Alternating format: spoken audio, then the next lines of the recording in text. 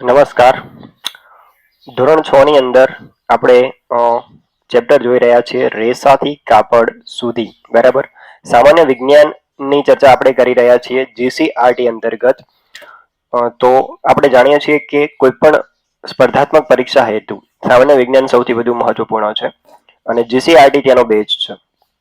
તો ધોરણ 6 ની જે બુક છે તે ધોરણ 6 ના સ્ટુડન્ટના લેવલ અનુસાર મૂકવામાં આવી છે, જેની અંદર તમામ બાબતો આપણા માટે મહત્વપૂર્ણ નથી. બરોબર. એ જે સ્ટુડન્ટ છે એના લેવલ અનુસાર તેની અંદર વાતો છે, પ્રવૃત્તિઓ છે અને માહિતી છે. તે દરેક માહિતી આપણા માટે ઉપયોગી નથી અને ઘણા બધા પ્રકરણ એવા છે જે આપણા માટે પૂરેપૂરા ઉપયોગી નથી.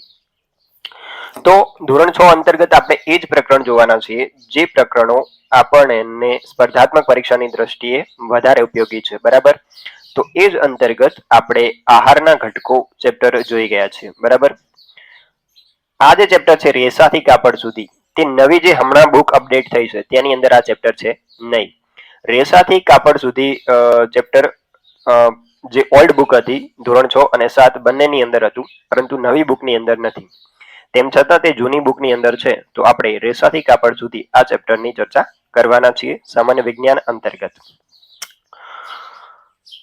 If you love a flower, don't pick it up, because if you pick it up, it dies and it ceases to be what you love. Osho. તો એની અંદર ઓશો એવું કહી રહ્યા છે કે તમે રસ્તામાં જઈ રહ્યા છો અને સરસ મજાનું કોઈ ફૂલ ખીલેલું છે અને તમને તે ગમી જાય છે, પસંદ આવી જાય છે, તો તમારે તે તોડવાનું નથી, કારણ કે જો તમે તેને તોડશો તો તે તેનું મૃત્યુ છે. અર્થાત તમે જેને પસંદ કરતા હતા, જેને પ્રેમ કરતા હતા, તે તેનું મૃત્યુ છે. અંતર્ગત કંઈક એવું કહેવાનો પ્રયાસ કરવામાં આવી રહ્યો છે કે કોઈ પણ સંબંધ છે એ સંબંધને જ્યારે તમે કોઈ પણ વ્યક્તિ સાથે તમે રિલેશનશિપમાં છો અને એ વ્યક્તિને જ્યારે તમે કંટ્રોલ કરવાનો, પદેશ કરવાનો ટ્રાય કરો છો, અર્થાત એના ઉપર અધિકાર ભાવ, સ્વામિત્વ લાવી દો છો, તો એ જે સ્થિતિ છે તે શરૂઆત છે એ સંબંધના ખતમ થવાની, એ સંબંધનું મૃત્યુ થવાની. તો એકચ્યુઅલ જે પ્રેમ છે, એકચ્યુઅલ જે લવ છે, તે એબ્સોલ્યુટ ફ્રીડમ છે. બધી જ કમિટમેન્ટ સાથે પૂર્ણ સ્વતંત્રતા એ જ વાસ્તવિક પ્રેમ છે. બરાબર. કોઈ પણ સંબંધનું મૂલ્ય ત્યારે જ છે જ્યારે ત્યાં સ્વતંત્રતાનું અસ્તિત્વ હોય. બરાબર છે. તો એવું જ કંઈક કહેવાનો ટ્રાય કરી રહ્યા છે Osho, according to me and this quotes. Okay. તો હવે આપણે આગળ વધીએ છીએ. કુદરતી રેસા અને કૃત્રિમ રેસા. તો રેસા શું છે? માની લો કે આ શર્ટ છે. આ શર્ટમાંથી હું કોઈ દોરો બહાર કાઢું છું. એ દોરાની અંદર બીજા ઘણા બધા ઝીણા ઝીણા તાંતણા હોય છે. તો આ જે ઝીણા ઝીણા તાંતણા છે તેને જ આપણે શું કહીએ છીએ? રેસા કહીએ છીએ. તમે એક વસ્તુ ટ્રાય કરી હશે કે સોયની અંદર ઘણીવાર દોરો પરોવવાનો ટ્રાય કર્યો હશે. તો શું થતું હશે કે આ રીતનો સોય છે અને અહીંયાથી તમે જ્યારે દોરો પરોવશો તો એ દોરો અંદર ના જતો અહીંયાથી અથડાઈ જતો હશે અને અલગ અલગ તાંતણાઓમાં વિભાજિત થઈ જતો હશે. તો એ જે અલગ અલગ તાંતણાઓમાં વિભાજિત થઈ જાય છે એ જ તાંતણાઓ શું છે? રેસા છે, જેમાંથી આપણું કાપડ બનેલું હોય છે. તો આ જે રેસાઓ છે તે બે પ્રકારના છે. એક છે કુદરતી રેસા અને બીજા છે સિન્થેટિક રેસા અથવા તો કૃત્રિમ રેસા. કુદરતી રેસા કુદરતમાંથી આપણને પ્રાપ્ત થાય છે, અર્થાત વનસ્પતિઓ અને પ્રાણીઓમાંથી પ્રાપ્ત થાય છે. કુદરતી રેસા અંતર્ગત શું આવે છે? એક આવે છે શણ, બરાબર, સૂતર, બરાબર, રૂ, ત્યારબાદ છે ઊન અને રેશમ. જો તમે કપડાની દુકાને કપડા ખરીદવા ગયા હશો તો ઘણી વાર તે કહેશે કે સુતરાઉ કાપડ બતાવું કે કોટનનું બતાવું. કોટન એટલે રૂ. બરાબર. ઊન અને રેશમ. તો આની અંદર જે શણ છે, સૂતર છે અને રૂ છે, શણ, સૂતર અને રૂ આ ત્રણે ત્રણ વનસ્પતિમાંથી આપણને પ્રાપ્ત થાય છે. બરાબર. તેની ખેતી થાય છે. અને ઊન અને રેશમ આપણને પ્રાણીઓમાંથી પ્રાપ્ત થાય છે. અર્થાત પેલા ત્રણ જે છે તે વનસ્પતિ જ રેસા છે, જ્યારે ઊન અને રેશમ જે છે તે પ્રાણી જ રેસા છે. તો આ બધા કુદરતી રેસા છે. તો મનુષ્ય શરૂઆતમાં કુદરતી રેસામાંથી જ બનેલા કાપડને પહેરતો હતો. ઘણા બધા સમય પછી તેણે કૃત્રિમ રેસાઓ પ્રયોગશાળાની અંદર બનાવવાનું શીખી લીધું અને હવે તે કુદરતી રેસાઓની સાથે સાથે કૃત્રિમ રેસાઓના બનેલા કાપડનો ઉપયોગ પણ કરે છે. તો કૃત્રિમ જે રેસા છે તેને સિન્થેટિક રેસા તરીકે પણ ઓળખવામાં આવે છે. સિન્થેટિક. બરાબર. સિન્થેટિક રેસાની અંદર સમાવેશ થાય છે પોલિએસ્ટર, નાયલોન, એક્રેલિન. બરાબર. તો કાપડની દુકાનમાં તમે આ શબ્દો પણ સાંભળ્યા હશે, પોલિસ્ટરનું કાપડ કે નાયલોનનું કાપડ. એક્રેલિક મે બી તમે નહીં સાંભળ્યો હોય. તો આ પ્રકારે આપણે રેસાઓને બે ભાગમાં વિભાજિત કરી છે. કુદરતી રેસા, બરાબર. કુદરતી રેસાની અંદર વનસ્પતિ રેસા પણ છે અને પ્રાણીજ રેસા પણ છે. કૃત્રિમ રેસા છે તે રાસાયણિક પદાર્થોની મદદથી પ્રયોગશાળાની અંદર બનાવવામાં આવે છે. તો કુદરતી રેસાની અંદર આપણે સૌ પ્રથમ જોવાના છીએ શણ વિશે. શણ શું છે? શણની ખેતી કરવામાં આવે છે. મોસ્ટ ઓફલી ચોમાસાની ઋતુ દરમિયાન શણની ખેતી થતી હોય છે.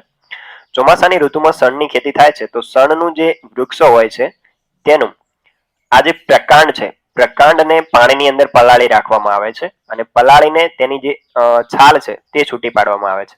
આ છાલને સૂકવવામાં આવે છે, બરાબર. અને સૂકવ્યા બાદ તેમાંથી આ પ્રકારના ડાયરેક્ટલી તાંતણાઓ નીકળતા હોય છે. આને તમે સૂત્રી તરીકે ઓળખો છો, બરાબર.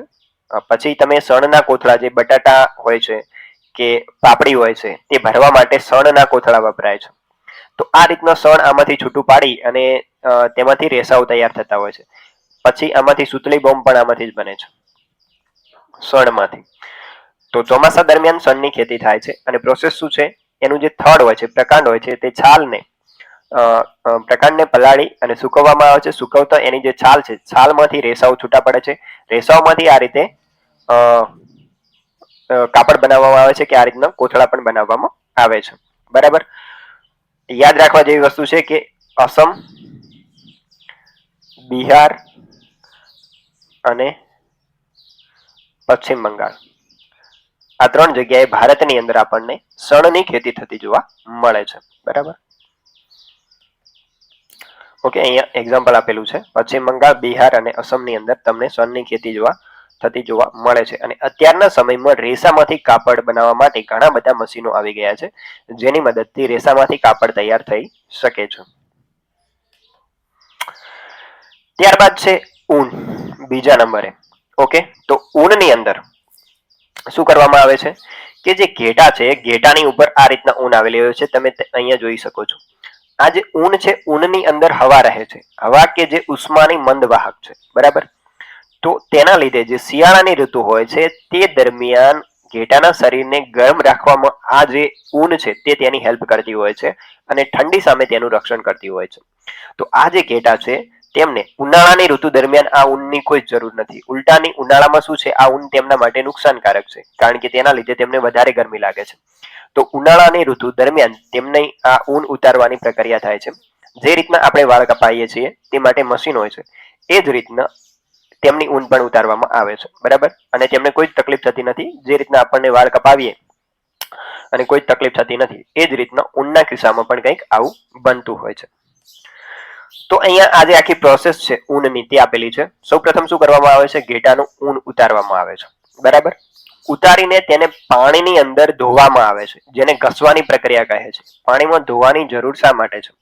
ઘેટું છે તે અલગ અલગ જગ્યાએ મતલબ ખેતરોમાં વનબગડામાં ફરતું હોય છે અને ચરતું હોય છે. તો તેના શરીર ઉપર ઘણી બધી ધૂળ અને બીજું બેક્ટેરિયા ને એવું બધું વળગેલું હોય છે, બરાબર. તો પાણીની અંદર તેમાંથી ધોઈને ધૂળ અને મેલ દૂર કરી દેવામાં આવે છે. આ જે પ્રોસેસ છે, આ પ્રોસેસને ઘસારણની ક્રિયા પણ કહેવામાં આવે છે. ઘસારણ પછી જે પ્રક્રિયા છે તે છે વર્ગીકરણની. હવે આ જે ઊન છે, ઊનની અંદર કેટલાક બરડ, કેટલાક નરમ અને કેટલાક મધ્યમ, એમ ત્રણ પ્રકારના અલગ અલગ રેસાઓ આપણને મળે છે, બરાબર છે. તમે ઘણીવાર કાપડની અંદર ચૂભતા હોય એવા રેસા જોયા હશે, તો એ બરડ રેસા છે. અને નરમ પણ રેસા હોય છે અને મધ્યમ પણ હોય છે. આ ત્રણેયને અલગ અલગ ભાગમાં વિભાજિત કરવામાં આવે છે. તેને જ વર્ગીકરણની પ્રક્રિયા, વર્ગીકૃત કરવું એમ કહેવામાં આવે છે, બરોબર. અને એ જ વર્ગીકરણના આધારે બરડમાંથી અલગ પ્રકારના સ્વેટર અને મફલર બનતા હોય છે. નરમ અને જે મધ્યમ છે તેને ઊનનું જે કાપડ હોય છે તેની અંદર ગૂંથી લેવામાં આવે છે અને તેમાંથી અલગ અલગ પ્રકારના કાપડ બનતા હોય છે. ત્રણેયને એટલા માટે તેનું વર્ગીકરણ કરવું જરૂરી છે, બરોબર. અને આ રીતના જ્યારે લાસ્ટમાં ઊન છૂટું થાય છે તો મશીનો દ્વારા પ્રોસેસ કરીને તેની દોરીઓ બનાવવામાં આવે છે, જેમાંથી કાપડ તૈયાર થતું હોય છે. તો અહીંયા આખી પ્રોસેસ છે. સૌપ્રથમ તો કાતરણી, બરોબર. ઘેટાને શું કહેવાય, ઊન કાતરવામાં આવે છે. ત્યારબાદ ઘસવાની પ્રક્રિયા, એટલે પાણીમાં આ પ્રોસેસ થાય છે. અત્યારે મશીનોમાં પણ થઈ શકે છે.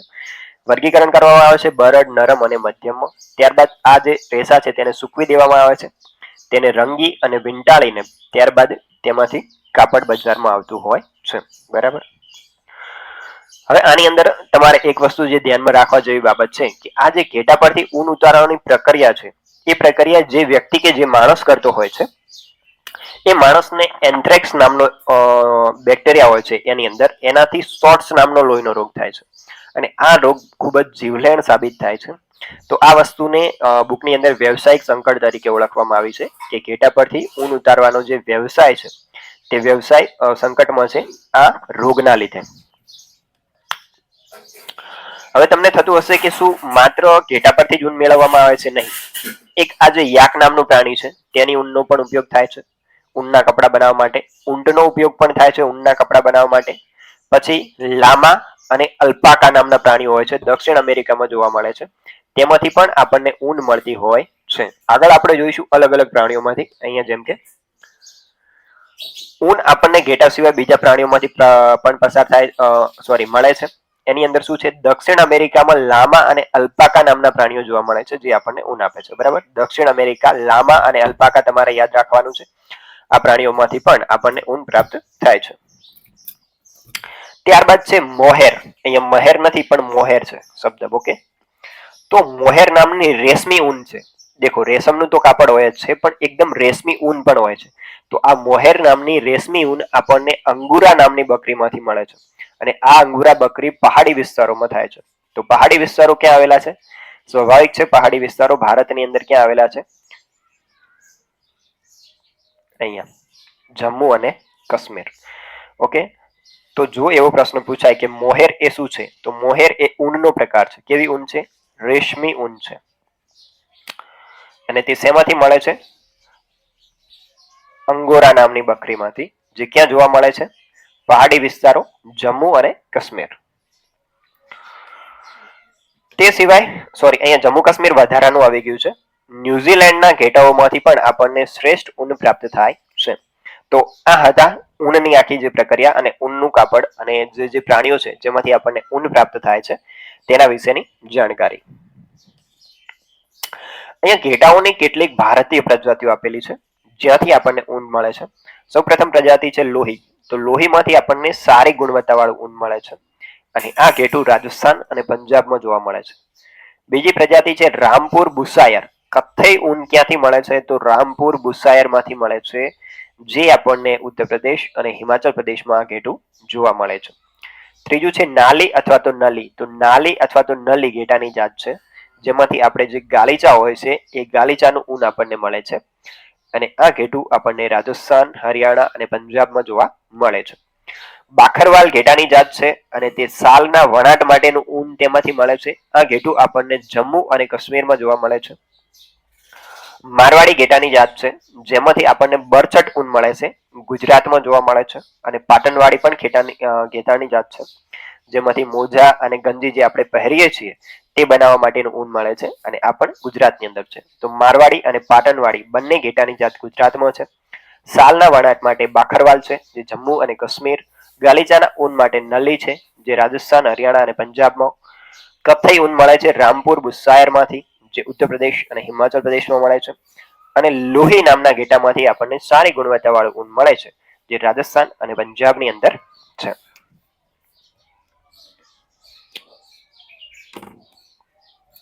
ઓકે. ધેન નેક્સ્ટ છે રેશમ.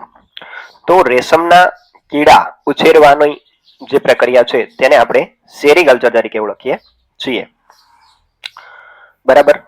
તો આ જે આખી પ્રોસેસ છે તેની અંદર શું છે કે રેશમનો જે માદા કીડો હોય છે, રેશમનો માદા કીડો ઘણા બધા ઈંડા આપતો હોય છે. બરાબર. આ ઈંડાને અંદરથી આપણને રેશમનો કીડો નીકળે છે. ઈંડાની અંદરથી શું નીકળે છે? રેશમનો કીડો. માદા કીડો જે ઈંડા આપે તેમાંથી રેશમનો કીડો નીકળે છે. આ જે રેશમનો કીડો છે તેને ડીંબ તરીકે ઓળખવામાં આવે છે. શું કહે છે? ડીંબ, અથવા તો બીજું નામ છે કેટરપિલર. બરાબર. અને આ જે ડીંબ છે તે નાનું હોય છે. ડીંબ હોય છે ત્યારે કેવું હોય છે? સફેદ કલરનું હોય છે. બરાબર. અહીંયા તમે જોઈ શકો છો માદા કીડો છે આ માદા કીડો ઈંડા આપે છે, એ ઈંડામાંથી ડીંબ નીકળે છે, જેને આપણે કેટરપિલર પણ કહીએ છીએ. અને આ જે ડીંબ હોય છે તે કેવું હોય છે? સફેદ કલરનું હોય છે. બરાબર છે. હવે આ જે ડીંબ છે એ સફેદ કલરનું હોય છે નાનું હોય છે ત્યારે, અને જ્યારે તે મોટું થાય છે તો તે પીળા કલરનું થઈ જાય છે. તેને પ્યુપા તરીકે ઓળખવામાં આવે છે. બરોબર. જ્યારે તે પુખ્ત વયનું બની જાય છે, પુખ્ત વયનું થતાં તે પીળા રંગનું બની જાય છે અને તેને પ્યુપા કહે છે. આ પ્યુપાના મોઢાની અંદર એક પ્રોટીન રહેલું હોય છે. આ પ્રોટીનને તે બહાર કાઢે છે. બરોબર. અંગ્રેજી 8 ના આકારમાં તે પોતાનું મોઢું લાવે છે, જસ્ટ લાઈક આ રીતના. તો એના લીધે એની અંદરનું જે પ્રોટીન હોય છે તે બહાર આવે છે અને હવાના સંપર્કમાં આવતો તેમાંથી તાંતણા બની જાય છે. આ તાંતણા શું છે? રેશમ છે આપણું. બરાબર. તો આખી પ્રોસેસ છે અને આપણે અલગ સારી રીતે સમજાવીએ એક્ઝેક્ટલી શું પ્રોસેસ છે. તો આ જે રેશમના કીડા છે તેનો ઉછેર કઈ રીતના કરવામાં આવે છે કે જે લોકો આનો ઉછેર કરતા હોય છે તે માદા કીડાઓ રાખે છે, અને આ જે માદા કીડાઓ છે તેને શેતુરનું જે પાંદડું હોય છે, શેતુરનું એક વૃક્ષ હોય છે, એના પાંદડા ઉપર તેને ઈંડા મૂકવા દેવામાં આવે છે. શા માટે? કારણ કે આનો એકમાત્ર ખોરાક શું છે? શેતુરનું પાંદડું. શેતુરના પાંદડાને તે અઢળક માત્રાની અંદર ખાતું હોય છે. આની પાછળ ઇન્ટરેસ્ટિંગ સ્ટોરી છે આની શોધ પાછળ, કે ચીનની અંદર એક રાજા હોય છે. એ રાજાના બગીચાની અંદર શેતુરના વૃક્ષો વાવેલા હોય છે. તો શું થાય છે કે શેતુરના જે વૃક્ષો હોય છે તેના પાંદડા ખવડાવવાનું ચાલુ થઈ જાય છે, ખવડાઈ જાય છે. તો રાજા તેની રાણીને તપાસ કરવા મૂકે છે કે આટલા બધા પાંદડા શેતુરના કેમ આ રીતના થઈ ગયા છે, ખવાઈ ગયા છે. તો ત્યાં આ રેશમનો કીડો હોય છે જે અઢળક માત્રામાં શેતુરના પાંદડા ખાઈ જતો હોય છે. એટલે રાજા પાસે કોઈ જ ઉપાય હોતો નથી, એટલે તે તેને નજરઅંદાજ કરે છે. હવે શેતુરના પાંદડા ઉપર આ જે રેશમના કીડા હોય છે, જેને આપણે નાનું હોય ત્યારે ડીંબ છે, આ જે ડીંબ છે તે શેતુનું પાંદડું ખા જ કરે, ગાધા જ કરે, ગાધા જ કરે. બરાબર. ડોબે જ. અને રેશમના શેતુરના વૃક્ષનું પાંદડું ખાઈને તે બની જાય છે પુખ્ત. પુખ્ત બને એટલે શું બની જાય? પ્યુપા બની જાય. પ્યુપા બની જાય. આ પ્યુપા હોય છે એ પીળા રંગનું હોય છે. હવે તે શેતુરના પાંદડા ખાવાનું બંધ કરી દેશે અને શું કરશે? તેનું જે માથું છે તે અંગ્રેજી 8 ના આકારમાં આ રીતના હલાવશે. તો એના જે મોઢું છે તેમાંથી એક પ્રોટીન બહાર આવે છે. બરાબર. આ જે પ્રોટીન છે તે પ્રોટીન હવાના સંપર્કમાં આવશે અને તેમાંથી બની જશે તાંતણા. તો જે રીતના કરોળીઓ પોતાના મોઢામાંથી લાળ બહાર કાઢીને ઝાડની રચના કરે છે, એ જ રીતના આ જે કીડો હોય છે જે પ્યુપાના સ્વરૂપમાં છે તે પોતાની આજુબાજુ આ પ્રકારના રેશમના તાંતણાઓ ગૂંથી નાખે છે પોતાની સુરક્ષા માટે થઈને. બરાબર. તો જે લોકો આનો ઉછેર કરતા હોય છે તેઓ શેતુના વૃક્ષો રાખે છે, તેની ઉપર ઈંડા મૂકવા દે છે. ત્યારબાદ વાંસની પોલી પટ્ટીઓ મૂકી દેવામાં આવે છે ત્યાં. એટલે આ જે ડીંબ છે તે પ્યુપા અવસ્થામાં જાય એટલે વાંસની પટ્ટીઓમાં જતા રહે છે. હવે આની શોધ પાછળની પેલી સ્ટોરી ઉપર આપણે પાછા આવીએ તો આ જે પ્યુપા બની ગયું છે પીળા રંગનું, અને એની આજુબાજુ પ્રોટીનનું આવરણ આ રીતના થઈ ગયું છે. એટલે કે તેની આજુબાજુ આ તમે જોઈ શકો છો, આ પ્રકારનું સફેદ આવરણ હોય છે. એની અંદર પ્યુપા રહેલું હોય છે અને આજુબાજુ આ રીતના રેશમના તાંતણા હોય છે. તો પેલો જે બગીચો હોય છે એ બગીચાની અંદર રાજા એક દિવસ ચા પીવા માટે બેસે છે અને જે પ્યુપા છે ઉપરથી તેના કપમાં પડે છે. હવે આને જેવું આ કપમાં પડે છે તેમાંથી સરસ મજાના રેશમના તાર બહાર આવે છે અને રાજાને તે તાર ગમી જાય છે અને ત્યાંથી જ રેશમનું કાપડ બનવાની શરૂઆત થઈ જાય છે. અને ચીનની અંદર ઘણા બધા લાંબા સમય સુધી ગુપ્ત રીતે રેશમનું કાપડ બનવાની પ્રક્રિયા ચાલતી રહે છે. બરાબર. જાપાન જાસૂસી કરીને તેના વિશે ખબર પાડે છે, ત્યારે વિશ્વને તેના વિશે ખબર પડે છે અને સમગ્ર વિશ્વમાં રેશમના કાપડનો વ્યાપાર ચાલુ થાય છે. અને ઇતિહાસની અંદર તમે ભણશો કે રેશમના કાપડનો વ્યાપાર કરવા માટે જે વ્યાપારીઓ આવતા, આ વ્યાપારીઓ જે રસ્તે પસાર થતા હતા તે રસ્તાને તમે ઇતિહાસમાં સિલ્ક રૂટ તરીકે ઓળખો છો. બરાબર. અને તમે જોશો કે જે પણ રાજાનો આ સિલ્ક રૂટ ઉપર કંટ્રોલ આવતો તેનું રાજ્ય ખૂબ જ સમૃદ્ધ થઈ જતું, કારણ કે રેશમનો ખૂબ જ વ્યાપાર થતો અને એમાંથી ઘણો બધો ટેક્સ આ રાજાને મળતો, કારણ કે તે સિલ્ક રૂટ ઉપરથી વેપારીઓ પસાર થતા એટલે તેને ટેક્સ આપવો પડતો. બરાબર. તો આ છે રેશમ પાછળની કહાની. તો જ્યારે ડીંબ રહ્યું એ સેતુનું પાંદડું ખાઈને પ્યુપા બની જાય છે, તેમાંથી પ્રોટીન બહાર આવે છે અને સફેદ રેશમ તેની આજુબાજુ હોય છે તો તેને ગરમ પાણીમાં ઉકાળી અને તેમાંથી રેશમને છૂટું પાડવામાં આવે છે અને ત્યારબાદ તેમાંથી રેશમી કાપડ તૈયાર કરવામાં આવે છે. તો આ આખી પ્રોસેસ છે રેશમી કાપડ બનાવવાની. ઓકે. ઓકે, ત્યારબાદ છે રૂ. તો રૂથી તો તમે પરિચિત જ છો. રૂ કપાસની ખેતી આપણે ત્યાં થાય જ છે ગુજરાતની અંદર, બરાબર. આ જે કપાસના જે ફળ છે, આ ફળને કહેવાય છે જીંડવા, બરોબર. ગામડામાં તેને કેરી તરીકે પણ ઓળખવામાં આવે છે. આ કેરી ફાટે છે તો અહીંયા જુઓ આ રીતના તેમાંથી રૂ બહાર આવે છે. અને જ્યારે તમે કપાસના ખેતરને જોવો છો તો એવું લાગે છે કે બરફ છવાયેલો છે. અને આ રૂમાંથી જ રૂમાંથી બીજને અલગ કરવાની જે પ્રક્રિયા છે તેને પિંજવું કહેવામાં આવે છે. આ પિંજવું અંતર્ગત રૂમાંથી બીજ જે એના કપાસિયા હોય છે તેને છૂટા પાડવામાં આવે છે. કપાસિયામાંથી કપાસિયા ખોળ બને છે અને રૂમાંથી તેના તાર તૈયાર કરી અને આ રીતના અલગ અલગ પ્રકારનું કાપડ બને છે, જેને આપણે કોટનનું કાપડ તરીકે પણ ઓળખીએ છીએ. ઓકે, તો આટલે વિડીયો આપણો પૂરો થાય છે. જો તમને યોગ્ય લાગે તો તમે આ ચેનલને સબસ્ક્રાઇબ કરી શકો છો. આપણે જીસીઆરટીને ખૂબ જ સારી રીતે સામાન્ય વિજ્ઞાન અંતર્ગત સમજવાના છે.